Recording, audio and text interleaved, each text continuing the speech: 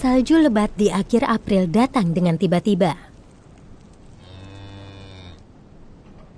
Keluarga Zuoma awalnya sudah berencana untuk pindah ke peternakan musim panas, namun sekarang mereka terpaksa harus menundanya dan membuat rencana kembali setelah salju mencair.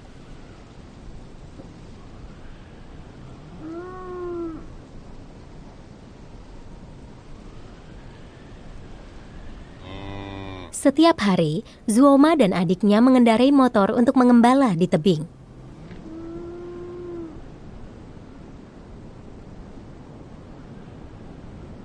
Namun salju hari ini sungguh terlalu tebal, sehingga mereka mengurungkan niat mereka untuk mengendarai motor dan berjalan menaiki gunung.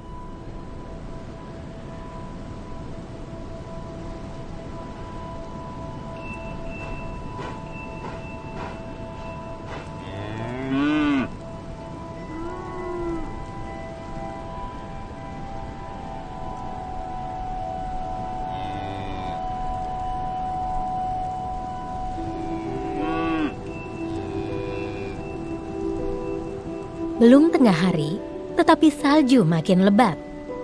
Zuoma memutuskan untuk menggiring pulang ternak.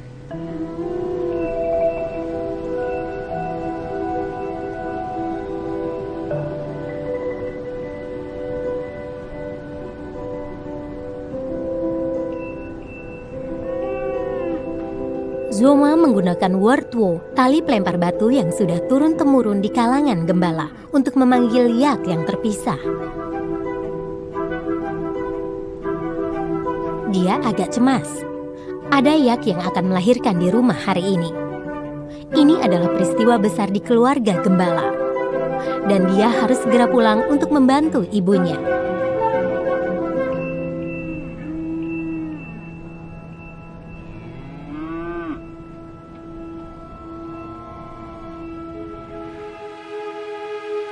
Keluarga Zuoma tinggal di prefektur Yushu, Provinsi Qinghai, yang merupakan area tengah Sanjiang Yuan. Banyak gunung dan ngarai, dan sebagian besar wilayahnya berada di ketinggian 4.000 sampai 5.000 meter di atas permukaan laut. Iklim di sini berubah-ubah dan lingkungannya keras. Dengan suhu rata-rata tahunan kurang dari 1 derajat Celcius, para gembala sangat bergantung pada yak.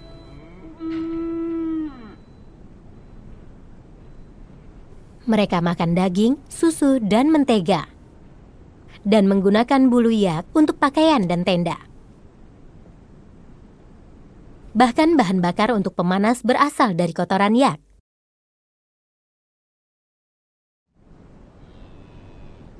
Yak pandai berjalan di jalan pegunungan dan menyeberangi perairan dangkal. Mereka penolong yang baik untuk transportasi. Karena itu bagi keluarga gembala seperti Zuoma, yak bukan hanya alat yang berharga, tapi juga merupakan anggota keluarga.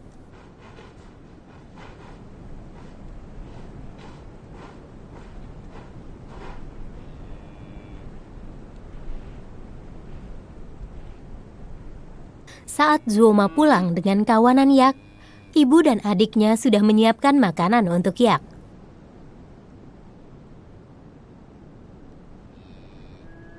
Hari ini, waktu untuk merumput sangat singkat. Para yak perlu tambahan energi.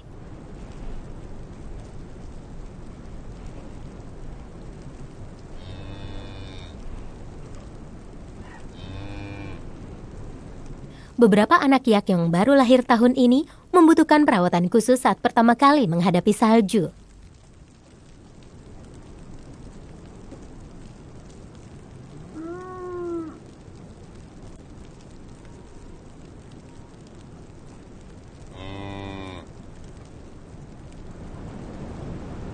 Untuk yak yang akan melahirkan, perhatian seluruh keluarga terpusat padanya.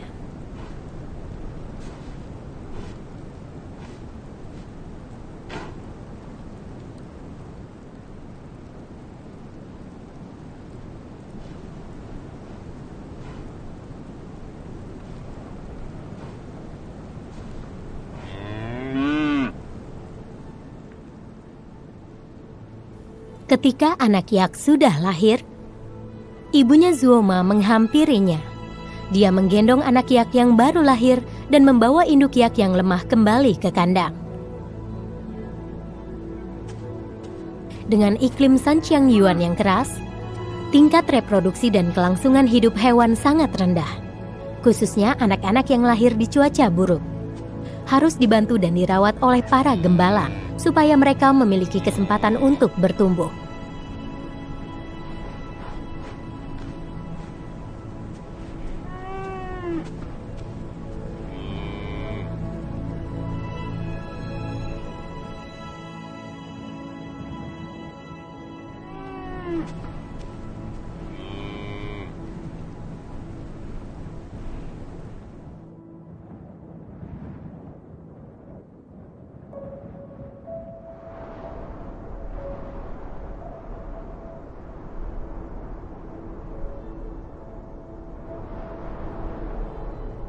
Nian Pao Yuze juga dikenal sebagai Gunung Kuoluo, terletak di ujung tenggara Prefektur Otonomi Kuoluo, Provinsi Qinghai.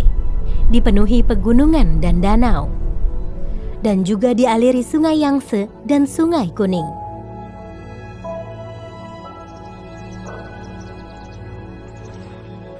Nian Pao Yu adalah Simucu di kaki gunung, juga dikenal sebagai Danau Peri. Saat musim panas, lelehan gletser menyatu dengan aliran air gunung. Padang rumputnya subur dan iklimnya sejuk. Ini adalah padang rumput musim panas bagi para gembala lokal. Sekarang cuaca sudah menghangat. Penduduk desa sudah bersiap pindah ke sini untuk musim panas. Namun Cupo menyadari bahwa musim hujan tahun ini datang terlambat dari tahun-tahun sebelumnya dan masih belum waktunya pindah. Dibandingkan dengan tahun lalu, rumput di sini tumbuh lebih lambat. Dan lebih baik aku menunda kepindahan 1 minggu. Aku tidak bisa pindah dulu ke peternakan musim panas.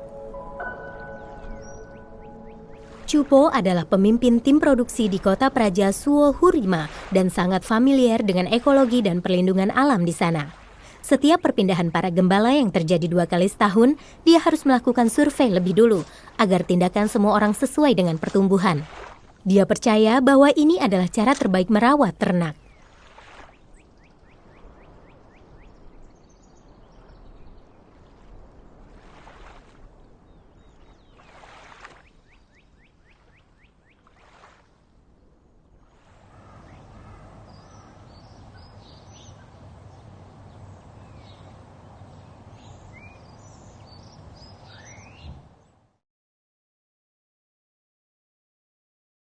Di hari dia mengunjungi Simucu, cucu Cupo lahir lebih awal. Ini adalah cucu pertamanya dan dia sangat senang. Tetapi juga membuat perpindahan yang akan datang sedikit lebih repot.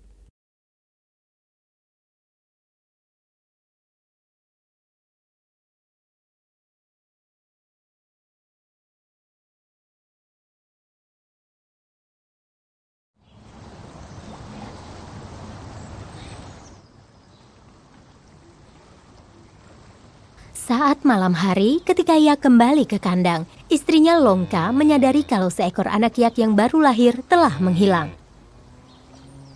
Zupu, Seekor yak berlaku liar dan berusaha keluar kandang. Zupu ingin keluar terus. Mungkin anaknya hilang. Akan kutelepon siapa tahu ada yang melihatnya. Kalian perhatikan anak yak di kawanan kalian.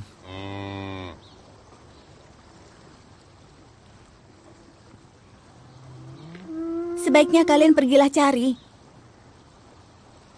Kita lihat apakah ada di rumah Chunpei. Sekalian coba kau lihat juga di rumah Kesang.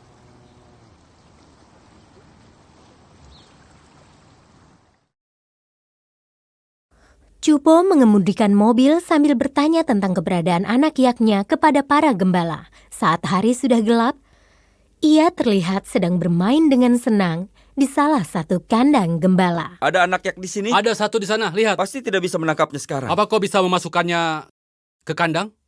Tidak bisa.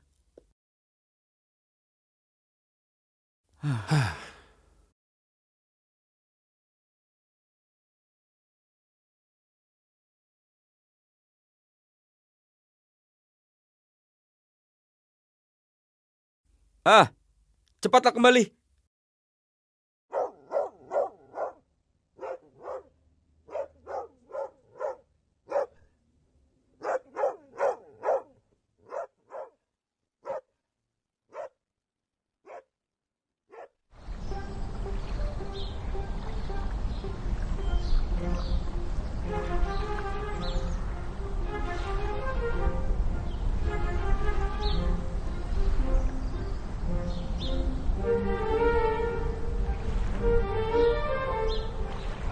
Sehari sebelum pindah, keluarga Cupo ke peternakan musim panas dan memasang tenda. Ini akan menjadi rumah mereka selama musim panas. Baik, sudah terpasang. Semua melakukan bagiannya dengan baik.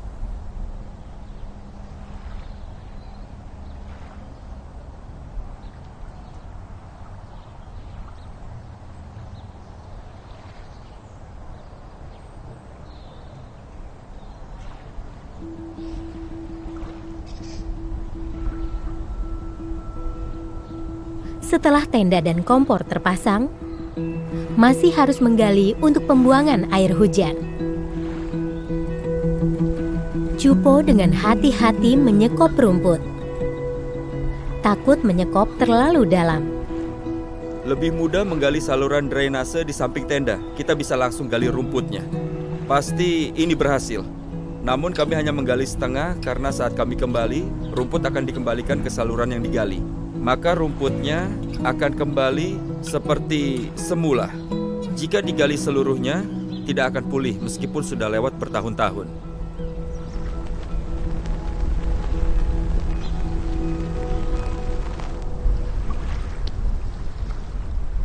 Tidak ada orang yang tidak menjaga lingkungan mereka. Di Nian Pao Yuce, tempat kami hidup ini, ada banyak pemandangan indah dan cerita legendaris. Saya tidak tahu bagaimana menceritakan legenda yang menakjubkan itu. Ada banyak cerita yang menyentuh dan legenda yang diceritakan secara turun-menurun. Dari generasi ke generasi, semuanya ada.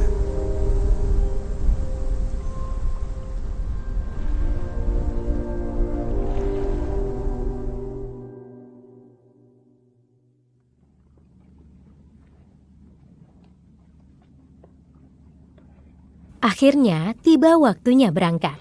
Saat subuh, putri dan menantu Cupo menunggang kuda dan menggiring ternak ke Simucu.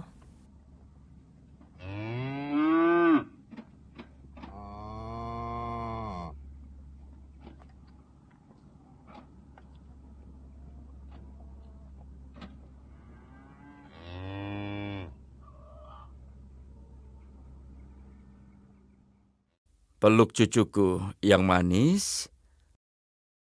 Apa kau lapar?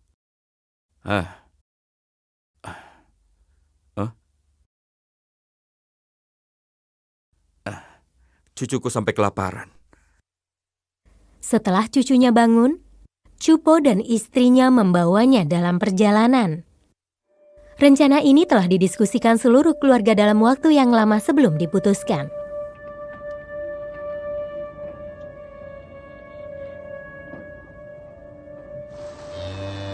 Sepanjang perjalanan, ternak memanjat gunung dan melewati sungai.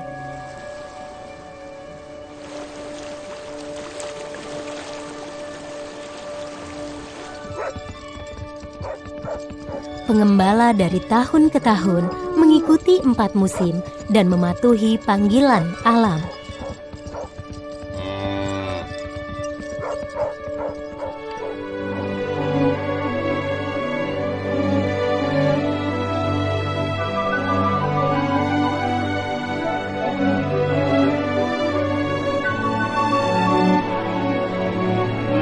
Cara kaum nomaden dari padang rumput musim panas ke padang rumput musim gugur, lalu ke padang rumput musim dingin, dengan mengikuti hukum alam. Dan tinggal di padang rumput musim panas kurang lebih selama 2 bulan. Perpindahan tergantung dengan kualitas rumputnya. Harus meninggalkan sedikit rumput, agar padang rumput ini bisa bertumbuh kembali. Tempat untuk mengikat yak agar aman pada malam hari akan dipindah di tempat baru dalam beberapa hari. Dan bila terlalu lama diinjak-injak yak, rumputnya tidak bisa tumbuh kembali. Sangat tidak baik untuk padang rumput, jadi aku terus memindahkannya seperti ini.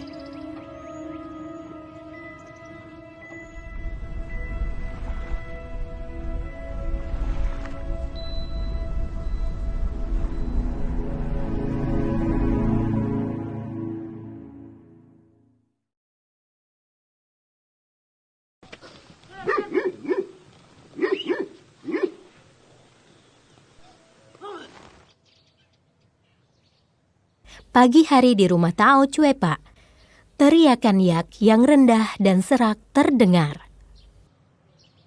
Setelah malam yang dingin, ada lapisan tipis embun beku di padang rumput dan di bulu yak.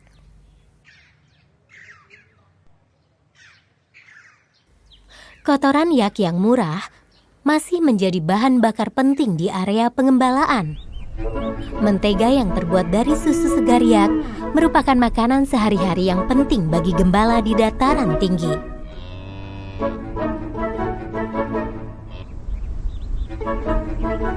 Keluarga Tao Chupa tinggal di desa Suhechin di kota praja Xiaokongma, terletak di daerah hulu Sungai Kuning. Setiap musim panas, rumput dan air melimpah dan ternak berkumpul di sini. Susu yang dihasilkan saat ini memiliki kualitas terbaik. Dan mentega yang dibuat berwarna cerah, rasanya manis dan juga bergizi.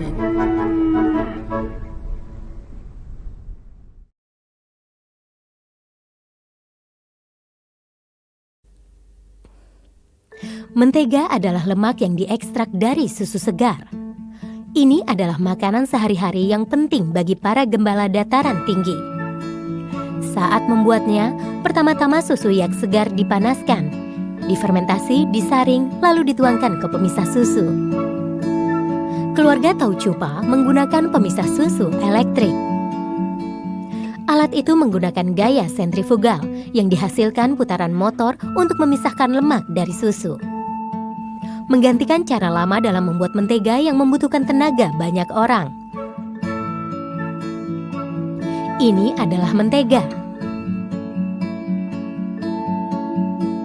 Untuk memudahkan penyimpanan dan pengangkutan, mentega yang sudah dipisah harus terus diaduk, diremas, dan didinginkan sampai air dan campuran lain habis.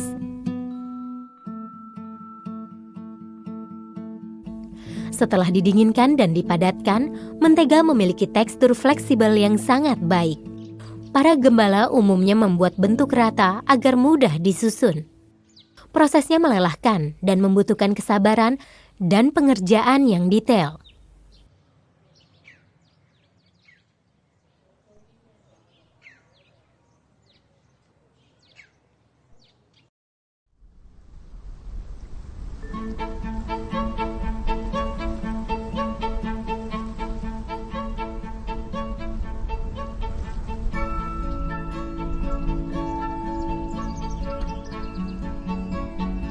Setiap pagi pukul 5, tak peduli musim apapun, di kabupaten dari yang berada di ketinggian 4.200 meter dari permukaan laut, ada seorang sosok yang selalu muncul tepat waktu.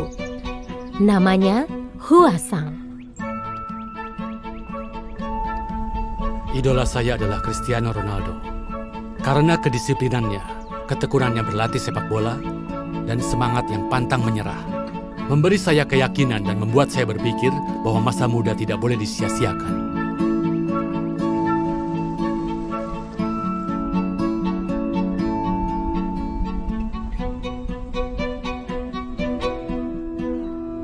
Huasang dibesarkan di daerah hulu Sungai Kuning. Biasanya, hobinya adalah berlatih bela diri, bermain sepak bola, dan pergi ke gimnasium.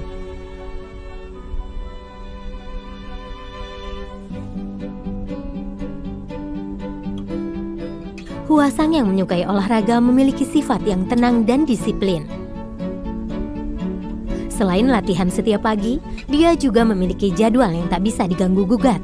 Pada tanggal 25 setiap bulannya, dia membawa mentega ke ngarai di luar kabupaten untuk memberi makan burung nasar.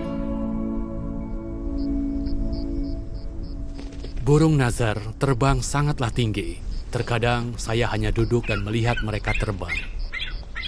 Saya merasa seperti akan terbang, begitu dekat dengan kesuksesan.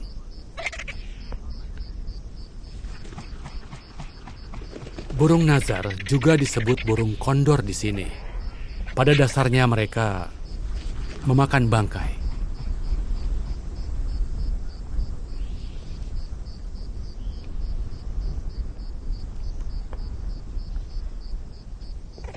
Burung nasar Himalaya adalah burung pemangsa besar dan tidak memiliki predator alami di dataran tinggi Qinghai, Tibet.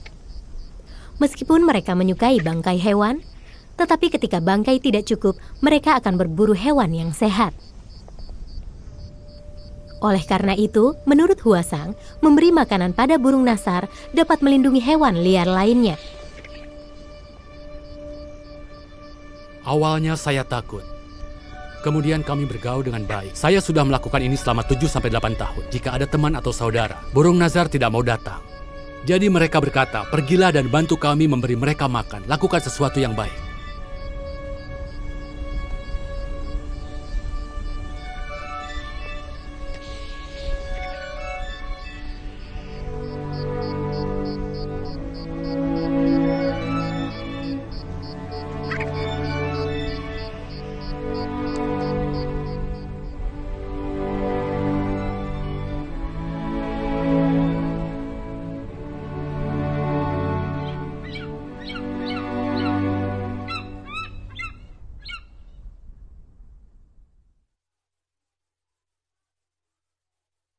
Sekarang kita baca sekali lagi.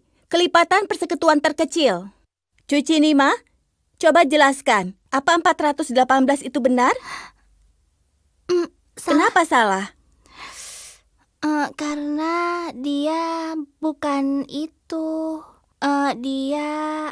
Kelipatan 3. Bagaimana menjelaskan kelipatan 3? Ayo anak-anak, bantulah dia.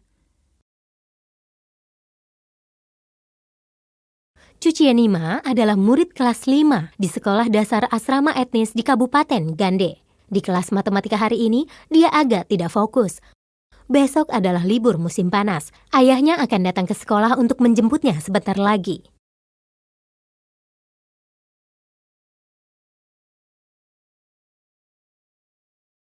Pada saat nanti liburan, pelajari dasar-dasarnya.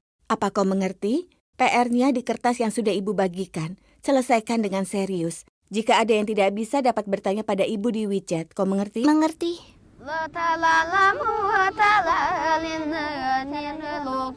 Rumah Chuchienima di desa Teerwan, Kabupaten Gande. Sungai Kecu yang melewati desa berkelok-kelok ke timur dan ke selatan. Dan pada akhirnya menyatu dengan Sungai Kuning. Lagu ini dinyanyikan oleh Raja Kesar. Sekarang kalian bernyanyilah denganku. Baik. Kabupaten Gande dikenal sebagai tempat kelahiran epos Wiracarita Raja Kesar. Nenek Chuchienima, Chaisong, adalah penyanyi dari epos Wiracarita Raja Kesar dan sering diundang ke negara bagian untuk bernyanyi. Di bawah bimbingan neneknya, Chuchienima juga mulai belajar menyanyikan epos Wiracarita Raja Kesar. Seperti lagu persembahan ini, lagunya enak didengar dan membuat hati senang. Menteri, tolong dengarkan aku. Tradisi generasiku, ketegasan hukum seperti guntur. Berwawasan luas seperti Hauyu. Suaranya lebih keras. Suara kakak sangat merdu. Kakak hebat.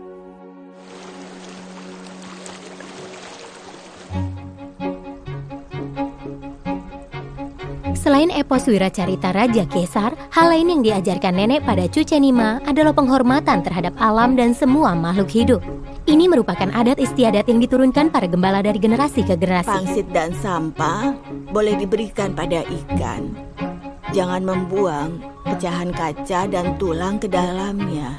Baik, Nenek.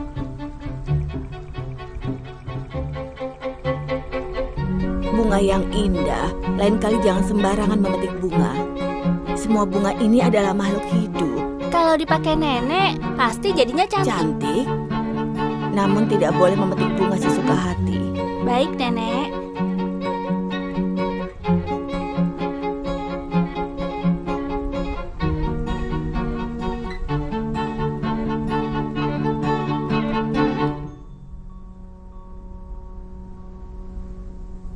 Halo, Kakek. Halo cucu tersayang kakek. Pasti lelah di jalan.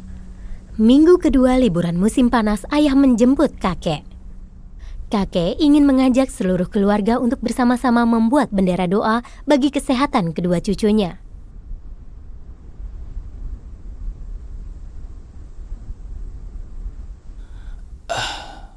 Kau harus pakai sendok. Susunya cukup sebanyak ini. Aduk dengan sendok. Sudah tidak perlu. Jika tidak, tanganmu akan lengket dan susah dicuci. Ya, dengan sumpit juga bisa. Lihat ini. Aku bisa kan pakai sumpit? Saat terakhir membuatnya, rusak dalam waktu kurang dari sebulan. Dicetak dengan tanah liat merah. Meskipun bendera doa yang ditenun dengan mesin sekarang bisa dibeli di mana-mana, kakek berpikir bahwa bendera doa yang dicetak dan menggunakan kain buatan sendiri lebih tulus. Yang paling penting, bendera doa yang dibuat sendiri menggunakan bahan ramah lingkungan dan dapat diserap oleh padang rumput. Sudah tercetak, bagus sekali.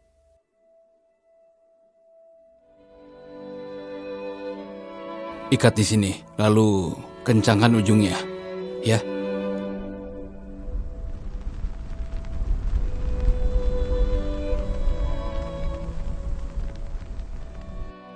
Setelah libur musim panas ini, adik perempuan Cucenima, Lucila, akan masuk TK. Dan dia sendiri akan naik ke kelas 6 SD.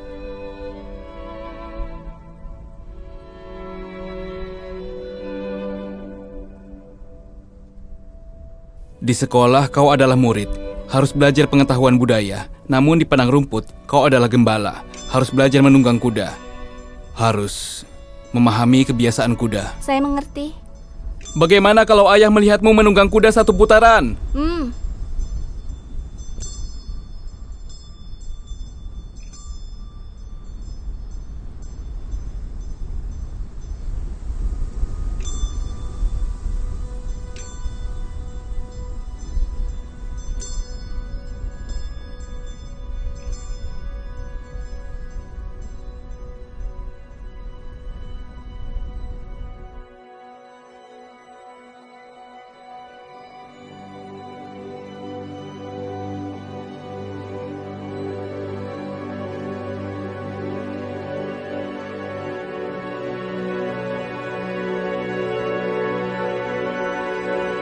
Kuil Lacia di Kabupaten Machin adalah biara geluk terbesar di hulu Sungai Kuning.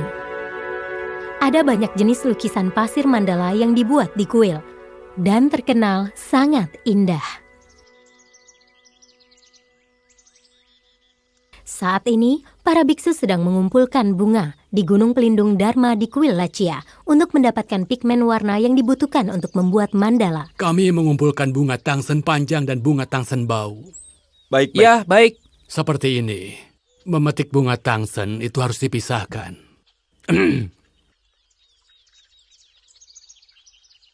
Nitan Gyatso adalah ensiklopedia botani dari Sanjiang Jenis Yuan. ini dinamakan Cordyceps hawkeri. Ini memiliki efek yang baik untuk menurunkan tekanan darah dalam pengobatan Tibet. Dan pigmennya adalah warna dasar dari warna kuning. Warna kuning yang mendominasi bunga ini. Oh iya, bisa ada sedikit penyakit ketinggian karena ketinggiannya cukup tinggi di sini. Selain Gunung Pelindung Dharma, beberapa biksu dari kuil Lacia juga pergi ke Animaching dan Nian Paoyuche. Berdasarkan pengalaman selama bertahun-tahun, 5 warna bunga yang dibutuhkan untuk lukisan pasir mandala dikumpulkan berdasarkan wilayah dan musim. Ada banyak jenis bunga di sini. Di sini ada Ganglamentuo dan juga teratai biru. Juga ada banyak jenis bunga lainnya. Ada juga bunga Iris botanini. Sebelum memetiknya, mereka akan mengusir serangga yang ada di dalam bunga dan hanya mengambil kelopaknya tanpa merusak vegetasi dan tanah di sekitarnya. Bahkan saat menghadapi cuaca buruk atau tempat yang curam dan berbahaya, mereka tetap tidak teledor.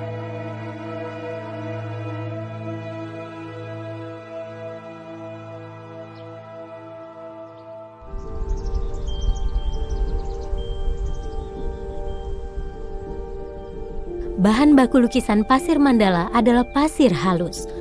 Dan sumber penting dari pasir halus adalah batu putih.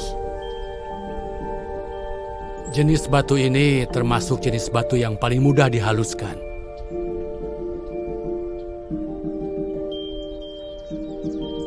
Setelah batu dikumpulkan, para biksu menumbuknya dan menggilingnya sedikit demi sedikit sampai menjadi pasir putih.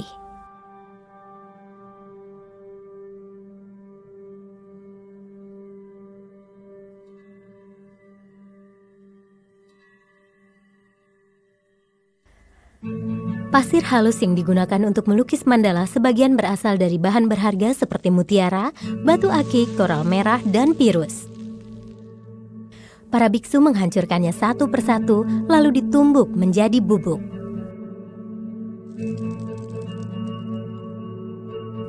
Setelah semua bahan digiling menjadi bubuk, para biksu menambahkan air untuk pengendapannya, lalu dikeringkan dan dijemur di bawah matahari, kemudian mewarnainya. Pasir halus yang dihasilkan dengan cara ini biasanya hanya sekitar 1/5 dari bahan bakunya. Pasir halus ini akan menjadi mandala yang megah dan menunjukkan kerapuhannya. Dan juga menceritakan kisah di dunia, baik kelahiran maupun kematian.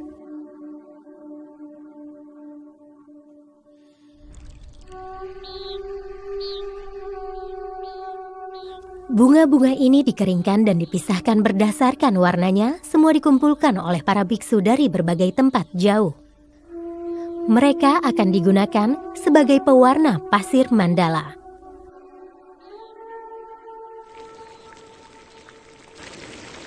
Sup bunga yang diperoleh setelah bunga direbus adalah pigmen dasar untuk melukis mandala.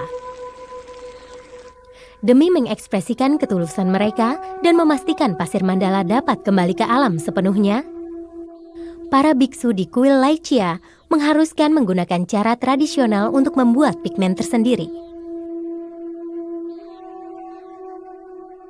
Selanjutnya adalah waktu untuk mewarnai pasirnya. Langkah ini membutuhkan sup bunga dicampur dengan pasir halus dan diaduk sampai rata. Tunggu sampai sup bunga benar-benar terserap oleh pasir, lalu dikeringkan dan dihaluskan. Umumnya, mandala memiliki 5 warna dasar: biru, kuning, merah, hijau, dan putih. Di dalam Buddhisme Tibet, ini sesuai dengan 5 Buddha dan 5 kebijaksanaan. Selain putih, 4 warna lainnya dibagi menjadi 3 tingkat: gelap, sedang, dan terang. Termasuk hitam, totalnya lebih dari 10 warna yang perlu disiapkan.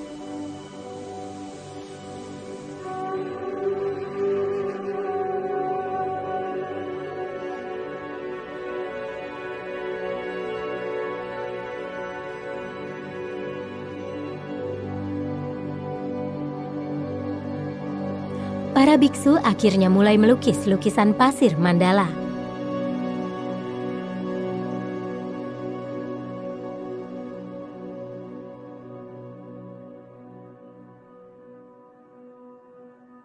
Langkah pertama dalam melukis menggunakan garis untuk membuat bentuk geometri dengan struktur dan proporsi yang tepat.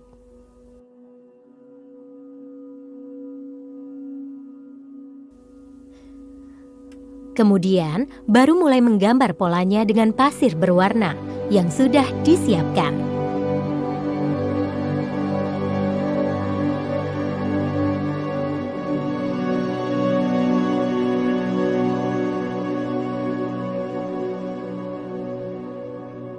Melukis mandala dimulai dari bagian tengah. Di dalam Buddhisme Tibet, Buddha Sakyamuni diabadikan di sini. Sedangkan di sekitarnya, ada semua makhluk hidup. Semua hal di dunia digambarkan lapis demi lapis, melambangkan belas kasih dharma dan manfaatnya bagi dunia.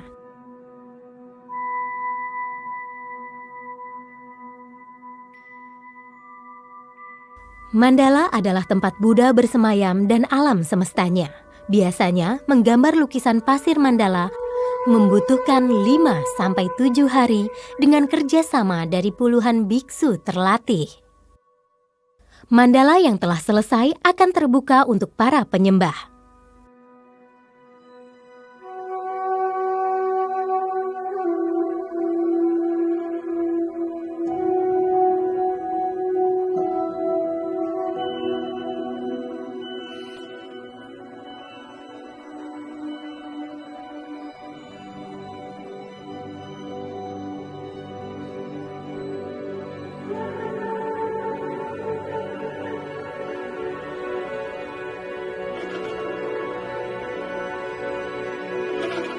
Selanjutnya, lukisan mandala akan masuk tahap berikutnya.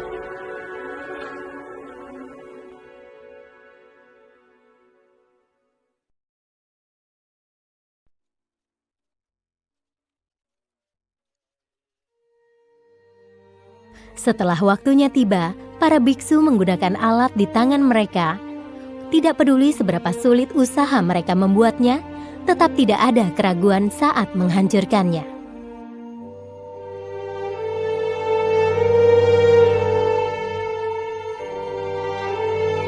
Panggungnya kembali kosong. Semua bunga, mutiara, batu akik, dan sinabar semuanya dimasukkan ke tas kain bersama dengan pasir halusnya dan akhirnya dialirkan ke Sungai Kuning. Tersebar ke sungai di Sanjiangyuan dan hanyut ke hilir.